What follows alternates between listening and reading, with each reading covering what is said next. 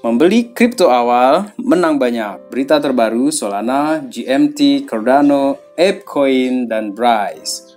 Bicara tentang pembeli pemula ya, atau pembeli awal, ini merupakan bagian spekulasi yang paling menakutkan bagi para investor pemula ataupun mungkin juga bagi para pemain lama. Tetapi khusus di ekosistem kripto ini, telah banyak kasus yang menyebabkan banyak pembeli awal ini itu menjadi paus sekarang ini, atau menjadi orang kaya mereka, sultan gitu. Dan kita ambil kasus terakhir yakni Shiba Inu. Dua bersaudara ini telah membeli Shiba Inu dan sekarang ini menjadi paus di ekosistem kripto karena kenekatan mereka ketika pertama kali membeli Shiba pada saat Shiba rilis. Welcome back to Black Cuan my friend. Pada kali ini kita akan berbicara mengenai membeli kripto di awal dan dapat menang banyak, sekaligus juga merangkum berita seputar Solana, GMT, Cardano, ApeCoin, dan terakhir ada Bryce. Dan berita pertama kita kali ini itu adalah penulis buku Rich Dad, Robert Kiyosaki, itu menjelaskan mengapa dia berinvestasi di Solana. Di awal tadi itu kita sudah bicara tentang para pembeli awal atau investor awal untuk suatu proyek ya. Maka Robert Kiyosaki ini bukan pembeli awal untuk aset Bitcoin ya. Dia justru membeli Bitcoin ini dan mulai menumpuk aset Bitcoin itu justru ketika harga Bitcoin itu sudah $6.000 per koin. Dan sekarang ini dia menyatakan telah memiliki Solana dalam portofolio aset kriptonya. Karena seperti kata Kiyosaki, inflasi itu tidak bisa dicegah lagi nih. Maka siapkan diri kalian dengan memperbanyak membeli emas, perak, dan Bitcoin. Dan itu juga ya yang dikatakan di podcastnya Anthony Pompliano. God money itu adalah emas dan perak, kemudian sumber daya terbuka manusia itu adalah Bitcoin. Jadi menurut saya kalau kita punya keduanya, maka kita termasuk dari sekian yang akan kemungkinan nanti itu selamat dari tragedi inflasi yang mengancam. Baru-baru ini juga pada tanggal 8 April selama wawancara dengan Daniela Camboni, editor at large and anchor di Stansberry Research, dia mengatakan juga, Kiyosaki ini mengatakan tentang inflasi di Amerika.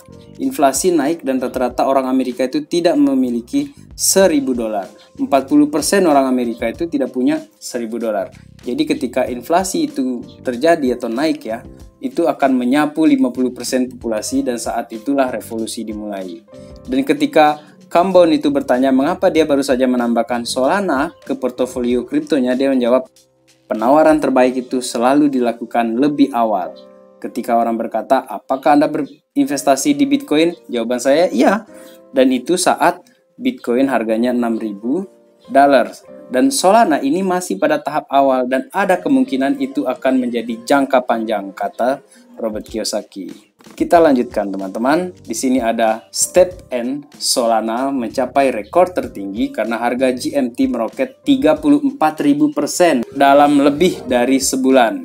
Step N atau yang disebut token Move to Earn itu merupakan blockchain Solana atau Sol ya. Itu telah melonjak luar biasa itu sejak debut pasarnya pada bulan Maret. Ini jangan sampai ya teman-teman bikin FOMO bagi yang belum punya GMT. Karena bisnya ini sudah lari kencang sekali gitu kan.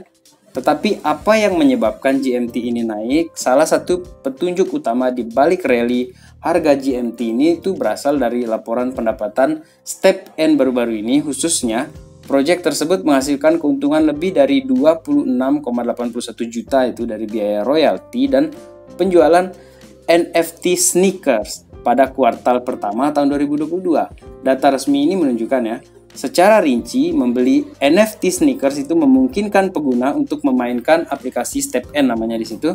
Pada gilirannya itu memungkinkan mereka untuk mendapatkan token dalam game yang disebut Green Satoshi Token atau GST. Nah, nantinya ini trader atau user itu dapat menukarkan hadiah GST mereka itu dengan Solana ataupun koin USDC juga bisa.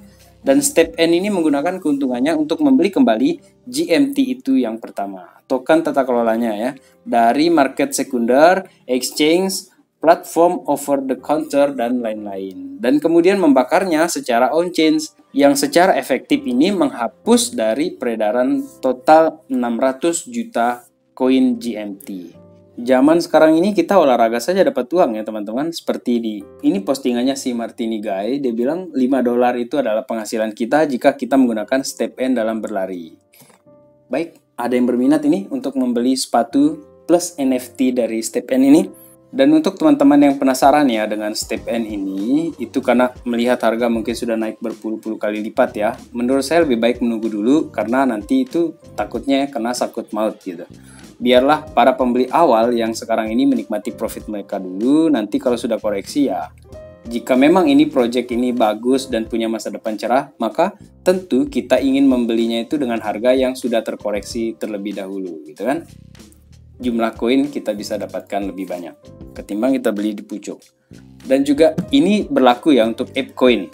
Sebulan kemarin itu ApeCoin itu kena pump di awal mereka itu rilis ya koin ini, dan setelah beberapa waktu pembeli awal itu sudah merasa banyak profit, maka yang mereka lakukan selanjutnya itu adalah mereka jual barang dulu sebagian. Dan memang terkoreksi harganya ApeCoin ini. Tetapi belakangan ini setelah fase koreksinya, harga ApeCoin itu naik lebih dari 30%. Dan ini melampaui Decentraland atau Mana ya untuk di market cap-nya. Dengan kapitalisasi pasar saat ini itu dengan 4,3 miliar dollars ya, itu tidak ada alasan yang jelas sebenarnya untuk kenapa dia kenaikan harga baru-baru ini. Dan beberapa berspekulasi ya bahwa momentum bullish baru-baru ini disebabkan oleh pengumuman Coinbase ya minggu lalu. Dan terakhir kali dilaporkan juga tentang ApeCoin ini pada tanggal 5 April itu juga, ketika cryptocurrency tersebut itu di listing ya di Bittrex, kemudian shopping.io, dan dia menambahkan Ape itu ke dalam cryptocurrency yang mereka support. Dan ini berarti pengguna atau user itu dapat membeli item dari retails yang besar seperti Walmart dan Amazon itu dengan ApeCoin dan menerima diskon 2%. Jadi, pembeli awal ApeCoin ini sudah menang banyak sekali, tetapi mereka tidak jual habis. Dan ketika koreksi harga, investor baru itu datang, kemudian dia membeli ApeCoin karena melihat potensinya, kemudian mereka juga mendulang keuntungan besar dari ApeCoin ini. Dan biasanya ini, mereka akan menahan barang itu untuk jangka waktu yang lama, alias long investment ya. Kemudian selanjutnya, jumlah wallet baru itu meningkat di Cardano. Ada apa di balik ini? Jaringan Cardano ini tidak asing ya dengan percepatan pertumbuhan, tetapi kadang-kadang ya ada lonjakan yang menyebabkan pasar mengambil jeda. Ini terjadi dengan jumlah wallet baru yang ditambahkan itu setiap hari mencapai 7.600 wallet baru yang ditambahkan dalam satu hari. Sementara ini berlangsung ya, spekulasi berlimpah mengapa jaringan sekarang ini justru tampak ada pertumbuhan yang cepat sekali dibandingkan justru ketika pasar itu sedang dalam tren bullish. Ini sederhana sebenarnya teman-teman. Pas Cardano masih murah, ya developer ambil inisiatif awal juga untuk beli dan membangun serta mengembangkan proyek mereka. Masih murah. Dan lebih banyak adopsi akan datang. Adopsi jaringan Cardano ini telah menjadi salah satu alasan dibalik meningkatnya minat terhadap blockchain ini. Semakin banyak pengguna yang mengenal Cardano sebagai pesaing utama dalam ruang keuntungan terdesentralisasi DeFi ya, sehingga mendorong mereka untuk mulai menggunakan jaringan ini. Hasilnya itu tidak hanya alamat baru harian yang mencapai 7.600 dalam satu hari, sekarang ini ada lebih dari 200.000 alamat baru yang ditambahkan ke dalam jaringan Cardano hanya dalam waktu 1 bulan. So teman-teman, pembeli awal Cardano ini maupun developer awal Cardano ini tampaknya itu akan menang banyak. Ini kenapa? Karena mereka telah membangun proyek mereka itu ketika harga Cardano itu masih murah. Dan juga investor yang membeli ini juga ketika masih murah. Dan ini juga menjadi penjelasan logis juga kenapa pertumbuhan di jaringan Cardano itu lebih cepat justru ketika pasar downtrend atau harga Cardano masih murah. Ini karena mereka ingin menjadi pembeli awal dan ingin menang lebih banyak sebelum harga Cardano ini naik nantinya. Dan masih juga tentang bagaimana blockchain awal ini berkembang, ini dari sektor game sekarang ini ya. Framework Venture menginvestasikan setengah dari dana $400 juta itu di blockchain gaming. Dana tersebut atau katanya Framework Venture itu dialokasikan sebesar $200 juta ya. Itu dalam pernyataannya itu dikatakan ini akan menjadi salah satu bentuk pekerjaan terbesar di dunia. Perusahaan modal venture ini sangat fokus ya pada DeFi dan sangat yakin bahwa game berbasis blockchain itu akan sama besarnya. Dan seperti yang pernah diberitakan oleh The Crypt ya, Framework Venture ini juga berencana all in di DeFi. Tetapi sepertinya mereka melakukan diversifikasi ya, dan sekarang itu ada game juga yang mereka support. Dan saya kutip juga perkataan Anderson dari Framework Venture di sini ya. Dalam beberapa tahun ke depan, blockchain games itu akan menjadi sesuatu yang meledak.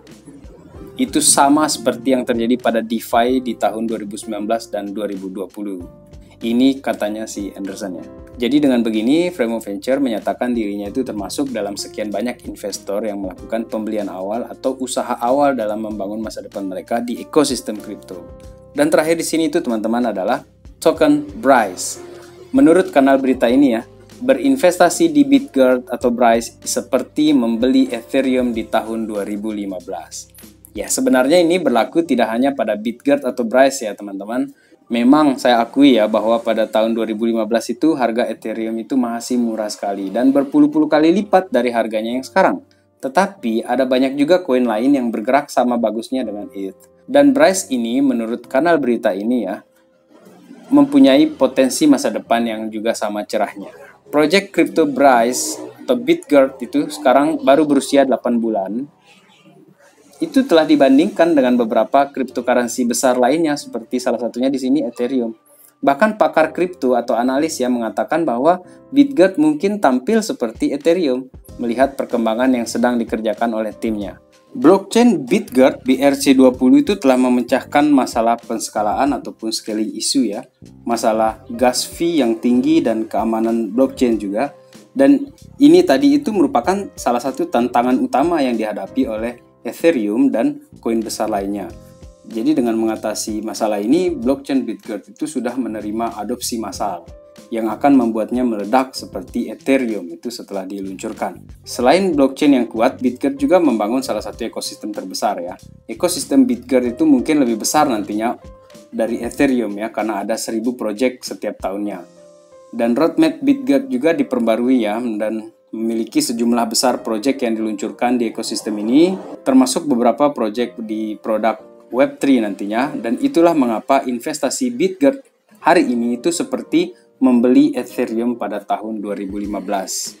Ya, semua analisa boleh bilang apa saja, tetapi yang menentukan itu adalah diri kita sendiri. Untuk bisa menjadi pembeli awal di kripto, memang wajib ya untuk sering-sering membaca berita dan melakukan riset mandiri.